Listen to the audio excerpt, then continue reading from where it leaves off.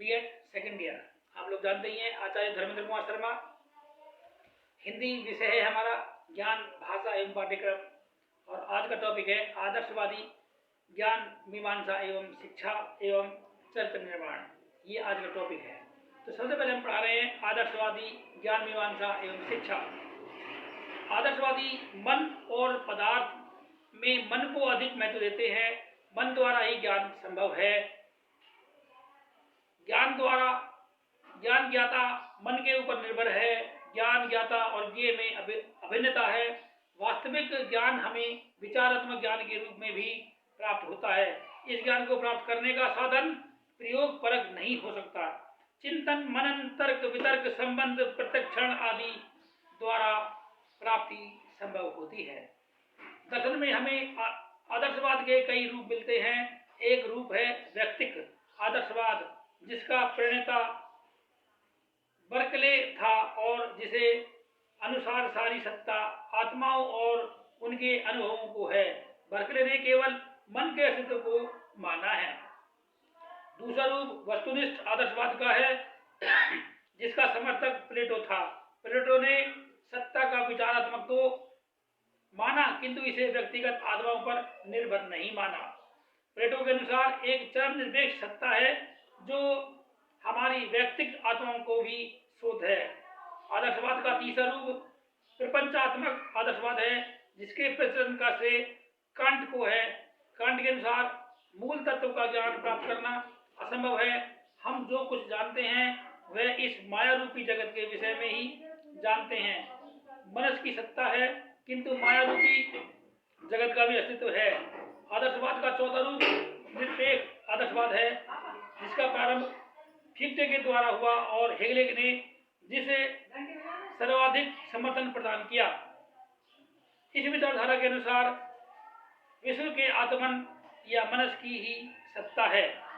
आदर्शवाद के सभी रूपों ने शिक्षा में योगदान दिया है, किंतु प्रथम और तृतीय रूप बहुत अधिक योगदान नहीं दे पाए।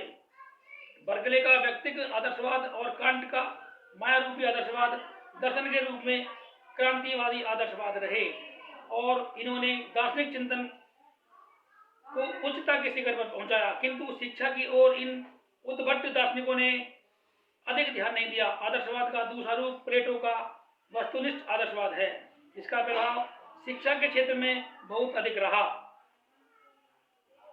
स्वयं प्लेटो ने अपनी प्रसिद्ध पुस्तक रिपब्लिक में शिक्षा पर विचार प्रकट किए। आदर्शवाद का चौथा रूप निरपेक्ष आदर्शवाद है और इस विचारधारा ने भी शिक्षा को अत्यधिक प्रभावित किया। हेगले और फिक्टे ने शिक्षा में उद्देश्य पर तार्किक चिंतन प्रस्तुत किया। इनके अनुसार शिक्षा का प्रमुख कार्य बालक के चिंतन को शुद्ध।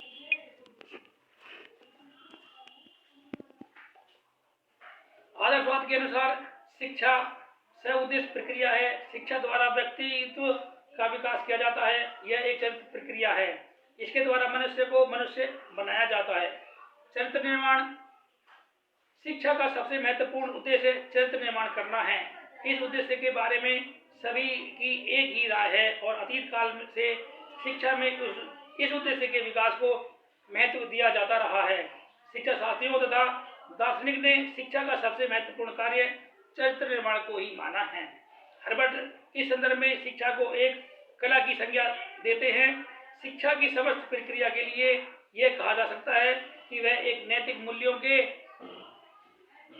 के विकास का साधन है और नैतिकता का अर्थ होता है कि एक अच्छे चरित्र का निर्माण करना, जिससे वह अपने सामाजिक जीवन में समायोजन कर सके।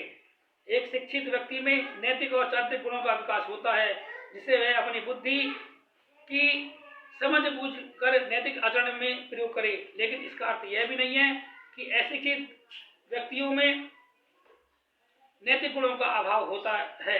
हर्बर्ट का कहना है कि यदि अशिक्षित व्यक्ति अच्छा है तो उसमें अच्छी आदतों के आचरण की प्रवृत्ति होती है और वह अपने बड़ों के अच्छे गुणों का आचरण करता है।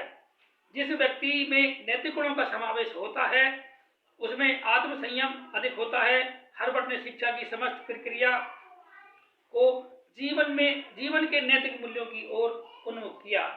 चरित्र का विकास करना शिक्षा का एक अहम उद्देश्य माना जाता है। इसे शिक्षा का सर्वश्रेष्ठ लक्ष्य मानते हैं, परंतु इसमें कठिनाई ये आती है कि चरित्र के अतिरिक्त जीवन के अस्तित्व के लिए आर्थिक और सामाजिक संपन्नता की आवश्यकता होती है। आज के लिए इतना ही। कल हम फिर मिलेंगे नए टॉपिक के साथ। धन्यवाद।